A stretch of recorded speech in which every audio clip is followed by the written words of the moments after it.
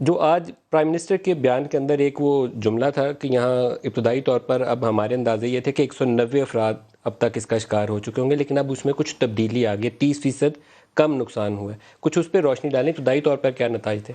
جی ایسے ہی اصل میں یہ جو سارے پروجیکشنز یا پریڈکشنز ہیں نا، یہ ماڈلنگ پہ بیسڈ ہیں. ماڈلنگ سے کیا مراد ہے کہ آپ ایک بیماری کو دیکھتے ہیں، اس کے پھیلاؤ کے جو بارے میں جتنی بھی انفارمیشن ہے اس انفارمیشن کو اور باقی جو ایپیڈیمیولوجک طور طریقے ہیں، رولز ہیں، ان کو ایک جگہ رکھ کے ایک اندازہ کیا جاتا ہے کہ یہ بیماری آگے کہاں کو جا رہی ہے اور کیسے جا رہی ہے. اس کے کچھ سیٹ سے طریقے ہیں.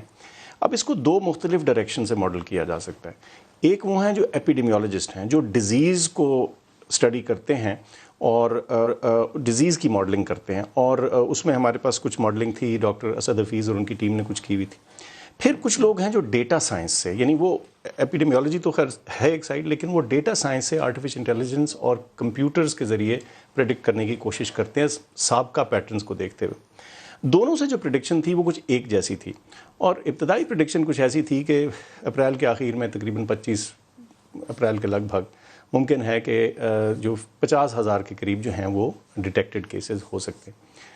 لیکن جو لیٹسٹ ٹرینڈز اور پروجیکشنز ہیں اس کے تحت جو پروجیکشن ہے اس وقت اس میں کچھ کمی آئی ہے. اب آپ کا اندازہ کیا ہے کہ 50,000 نہیں ہوگا تو کتنا ہوگا؟ 10-12,000 کے قریب کی اس وقت ایسٹیمیٹس ہیں. ابھی 6,000 کے قریب ہے، 6 پورا نہیں ہوا. جی تو نو یو ایکسپیکٹ کہ by and of April 10,000-12,000 10 to 15 کی رینج میں ہو سکتا ہے. یاد رکھیے کہ یہ پریڈکشنز ہیں، یہ ڈیٹا کو ایکسٹریپولیٹ کر کے کمپیوٹر ماڈلز کے ذریعے یا ایپیڈیمیولوجک ماڈلز کے ذریعے.